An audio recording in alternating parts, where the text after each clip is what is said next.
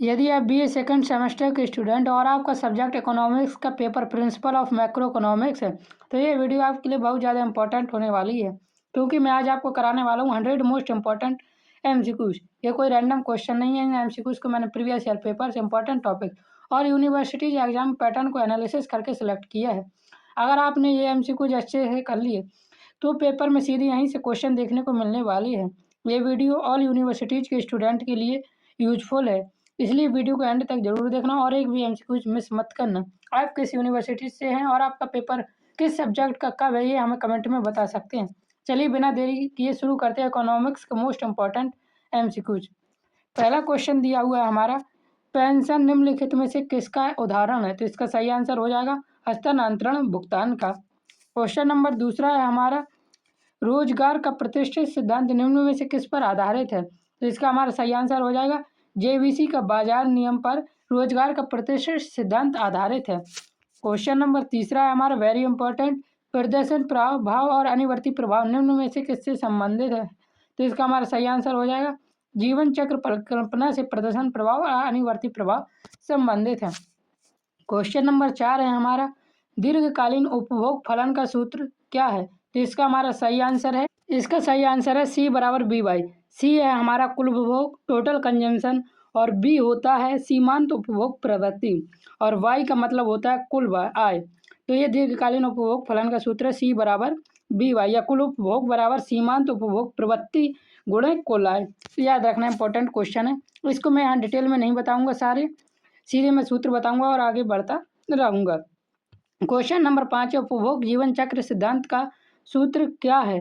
तो इसका हमारा सही आंसर हो जाएगा question answer C, C T बराबर Y L T N minus 1/टी।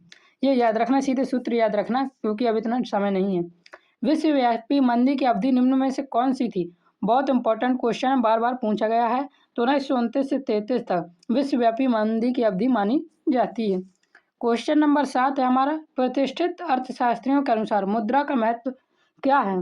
तो इसका सही आंसर है मुद्रा का कोई महत्व नहीं है। क्लासिकल के अनुसार मुद्रा निष्प्रभावी है। किसके अनुसार है? क्लासिकल के अनुसार है। याद रखना इंपॉर्टेंट क्वेश्चन है।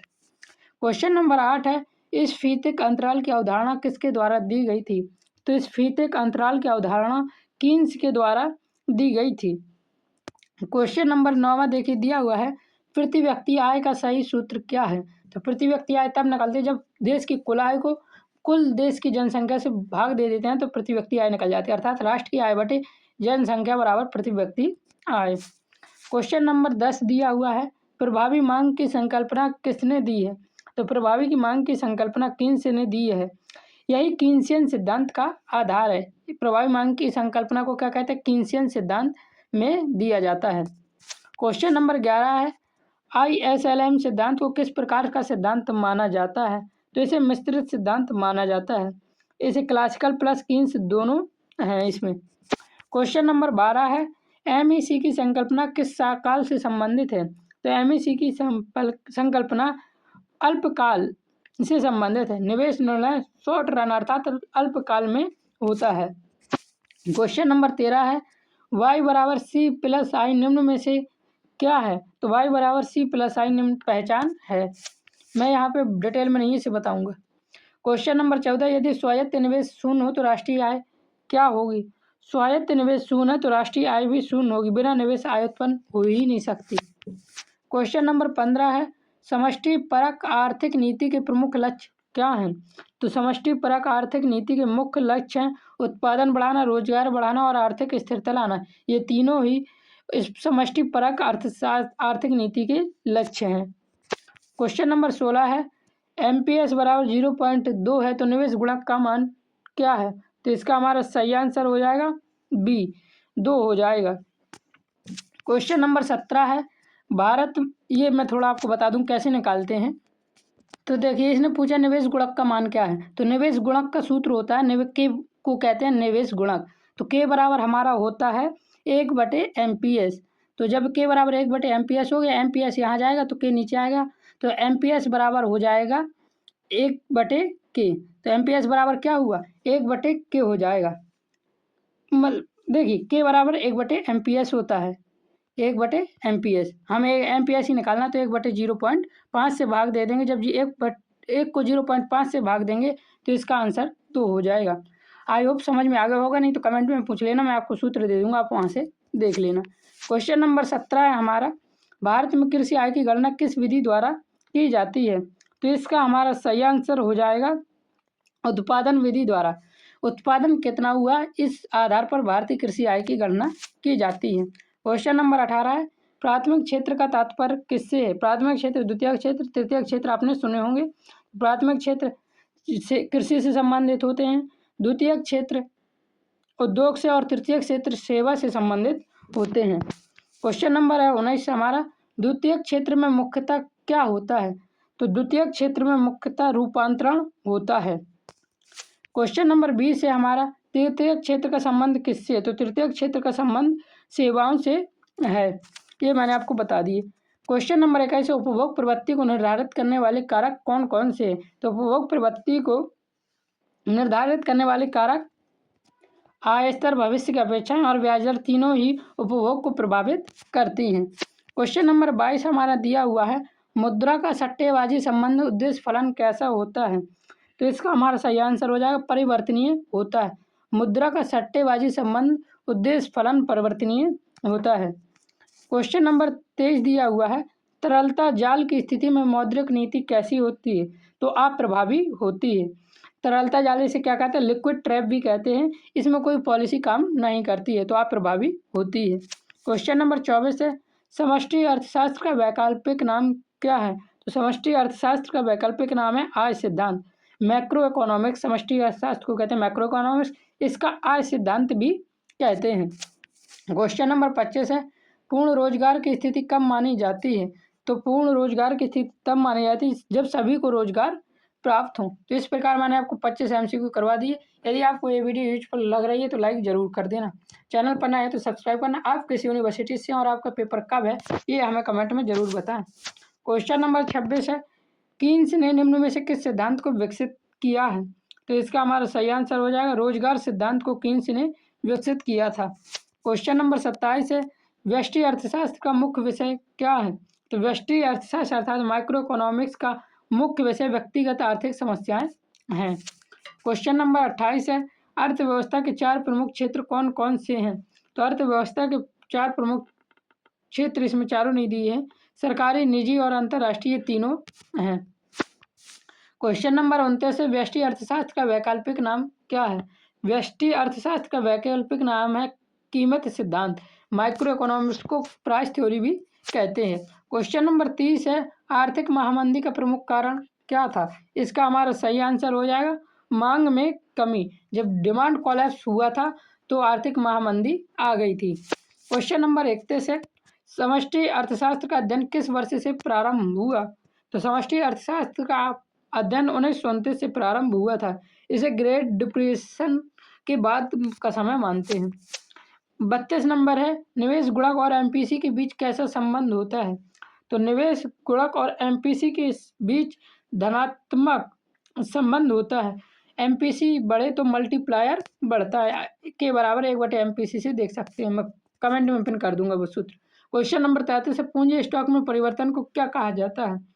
पूंजी स्टॉक में परिवर्तन को निवेश कहा जाता है। इन्वेस्टमेंट बराबर कैपिटल चेंज। क्वेश्चन नंबर 34 है, विदेशों से प्राप्त आय किस में शामिल होती है? तो विदेशों से प्राप्त आय राष्ट्रीय आय में शामिल होती है। क्वेश्चन नंबर 35 है हमारा, राष्ट्रीय आय की गणना में मुख्य कठिनाइयाँ क्या हैं? तो इसका हमारा सही आंसर हो जाएगा सांख्यिकी, प्रशासनिक और अवधारणात्मक, ये तीनों ही कठिनाइयाँ सामने आती हैं। क्वेश्चन नंबर 36 है, मुद्रा की मात्रा और उसके मूल्य के बीच कैसा संबंध होता है?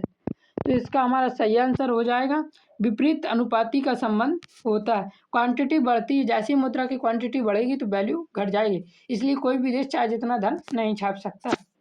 क्वेश्चन नंबर 37 है, पीगू के अनुसार दीर्घकालीन बेरोजगारी को कैसे दूर किया जा सकता है? तो इसका सही आंसर हो जाएगा मजदूरी घटाकर, याद रखना।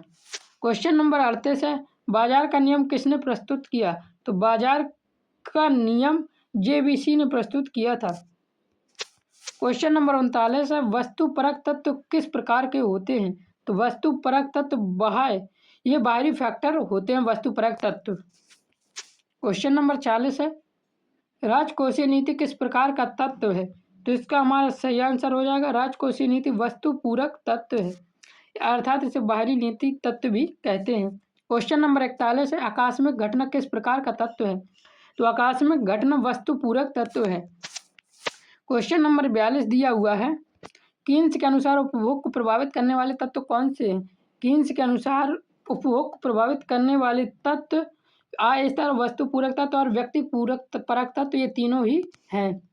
क्वेश्चन नंबर 43 है, राष्ट्रीय आय में वृद्धि होने पर आर्थिक कल्याण कब घटता है? तो इसका सही आंसर विलासिता वस्तुओं को का उत्पादन बढ़ने पर। क्वेश्चन नंबर 44 है, यदि कीमतों में वृद्धि और उत्पादन ना बढ़े तो आर्थिक कल्याण का पर क्या प्रभाव पड़ता है? तो इसका हमारा सही आंसर हो जाएगा बी, आर्थिक कल्याण घटता है, कीमतों में वृद्धि और उत्पादन ना बढ़े तो। क्वेश्चन नंबर 45 दिया हुआ है, वस्तु विनिमय अर्थव्यवस्था में वस्तुओं और सेवाओं के प्रभाव को क्या कहा जाता है? तो इसका हमारा सही आंसर हो जाएगा रियल फ्लो, वास्तविक प्रवाह कहा जाता है। क्वेश्चन नंबर 46 है, हमारा निम्न में से कौन साधन आय नहीं है? तो इसका हमारा सही आंसर हो जाएगा उपहार आय नहीं है, ये तो आपको गिफ्ट मिल जाता है। क्वेश्चन नंबर 47 है, प्रतिष्ठित अर्थशास्त्रियों के अनुसार बाजार कितने प्रकार के होते हैं? तो प्रतिष्ठित अर्थशास्त्रियों के अनुसार बाजार श्रम बाजार होता है, पूंजी बाजार होता है, वस्तु बाजार, ये तीनों ही बाजार होते हैं। क्वेश्चन नंबर 48 है, पूर्ति अपनी मांग स्वयं सृजित करती है, कथन किसका है? तो ये कथन है जेबीसी का। क्वेश्चन नंबर 49 दिया हुआ है, प्रभावपूर्ण मांग का संबंध किससे है? तो प्रभावपूर्ण मांग का संबंध कीन से है, इसे कीनेशियन से कॉन्सेप्ट भी कहते हैं। क्वेश्चन नंबर 50 है, the general theory of employment interest and money पुस्तक किसने लिखी? तो इसका हमारा सही आंसर हो जाएगा ये कीन्स ने लिखी। इंपॉर्टेंट क्वेश्चन है, याद करना। क्वेश्चन नंबर 51 दिया हुआ, उपभोग फलन की ढाल को क्या कहा जाता है? तो उपभोग फलन की ढाल को, हाँ तो पहले आप वीडियो को लाइक जरूर कर दें अभी तक नहीं किया, और आप किस यूनिवर्सिटी से ये हमें कमेंट में जरूर बताएं। उपभोग फलन की ढाल को एमपीसी, एमपीएस या एमपीसी कहते हैं, मार्जिनल प्रोसेसिटी कंज्यूम, ऐसा कुछ करके फुल फॉर्म है इसका। क्वेश्चन नंबर 52, यदि मजदूरी दर घटती है तो कीमत स्तर पर क्या प्रभाव पड़ता है? तो इसका हमारा सही आंसर होता है लागत। यदि मजदूरी दर घटती है तो कीमत स्तर पर क्या प्रभाव पड़ता है? यदि मजदूरी दर घटेगी तो कीमत भी घटती है। क्वेश्चन नंबर 53 है, प्रति व्यक्ति आय किसके बराबर होती है? मैं आपको बता सका, राष्ट्रीय आय बटे कुल जनसंख्या से भाग देने पर प्रति व्यक्ति आय आ जाती है। क्वेश्चन नंबर 54 है, राष्ट्रीय उत्पाद जीएनपी किससे संबंधित है? तो इसका हमारा सही आंसर हो जाएगा ए, जीडीपी प्लस विदेश से आई हुई आय को जीएनपी कहते हैं। क्वेश्चन नंबर 55 है, हमारा राष्ट्रीय आय की गणना किन किन विधियों से की जाती है? इसका सही आंसर उत्पादन विधि, आय विधि और व्यय विधि, तीनों से राष्ट्रीय आय की गणना की जाती है। क्वेश्चन नंबर 56 हमारा दिया हुआ है, शुद्ध घरेलू उत्पाद एनडीपी का सूत्र क्या है? तो इसका हमारा सही आंसर हो जाएगा एनडीपी का सूत्र है जीडीपी माइनस मूल्य ह्रास शुद्ध घरेलू उत्पाद का। क्वेश्चन नंबर 57 है, चालू कीमतों पर मापी गई आय को क्या कहा जाता है? चालू कीमत पर मापी गई आय को नाम मात्र आय कहा जाता है। क्वेश्चन नंबर 58 दिया हुआ है हमारा, स्थिर कीमतों पर मापी गई आय को क्या कहा जाता है? स्थिर कीमतों पर मापी गई आय को वास्तविक आय कहा जाता है। क्वेश्चन नंबर 59 है, हरित आय का संबंध किससे है? तो हरित आय का संबंध पर्यावरणीय समायोजन से है।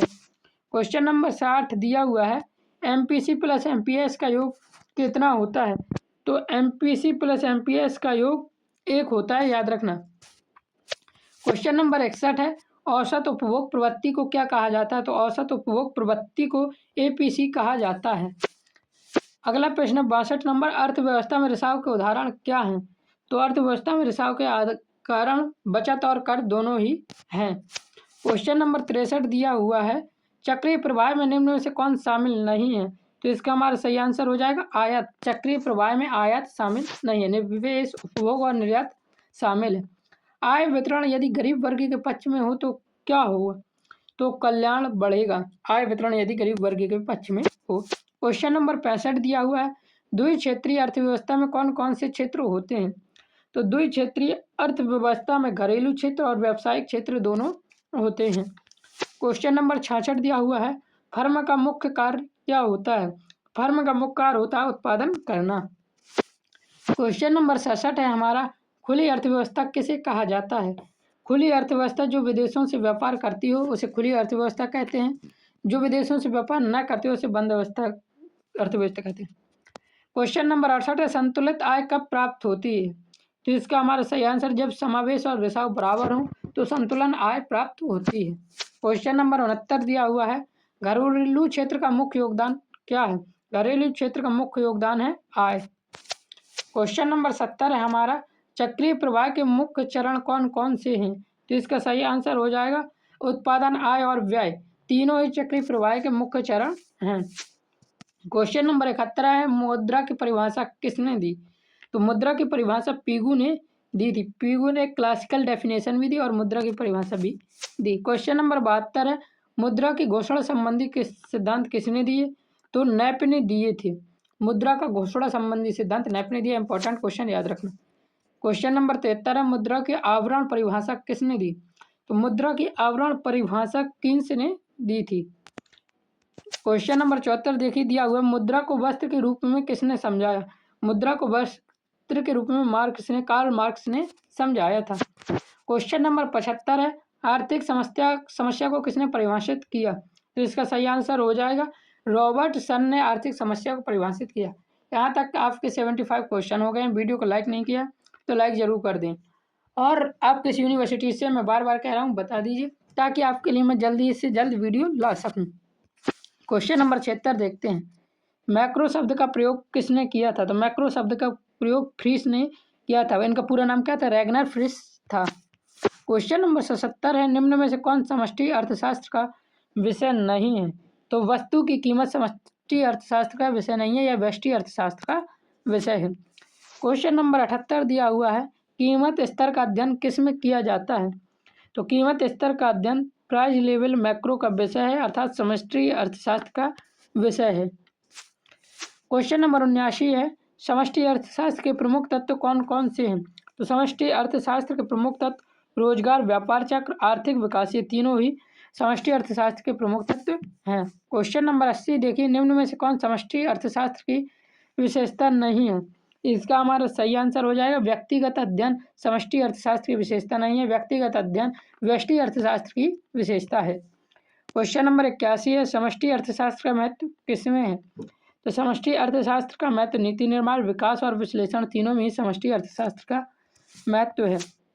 क्वेश्चन नंबर 82 है, आयात चक्रीय प्रवाह में किस रूप में कार्य करता है? तो आयात चक्रीय प्रवाह में रिसाव के रूप में कार्य करता है। क्वेश्चन नंबर 83 है, निवेश गुणक और एमपीसी के बीच कैसा संबंध होता है? तो निवेश गुणक और एमपीसी के बीच धनात्मक संबंध होता है। एमपीसी बढ़ेगा तो निवेश गुणक भी बढ़ेगा। क्वेश्चन नंबर 84 है, राष्ट्रीय आय में वृद्धि होने पर आर्थिक कल्याण कब बढ़ता है? तो राष्ट्रीय आय में वृद्धि हो जब समान वितरण हो तब। क्वेश्चन नंबर 85 है, वस्तुओं और सेवाओं का वास्तविक प्रवाह किसे कहते हैं? तो इसका हमारा सही आंसर हो जाएगा वास्तविक प्रवाह को ही कहेंगे। क्वेश्चन नंबर 86 है, लाभ को किस प्रकार की आय माना जाता है? तो लाभ को साधन आय माना जाता है। क्वेश्चन नंबर 87 है, बाजार के प्रमुख प्रकार कौन कौन से हैं?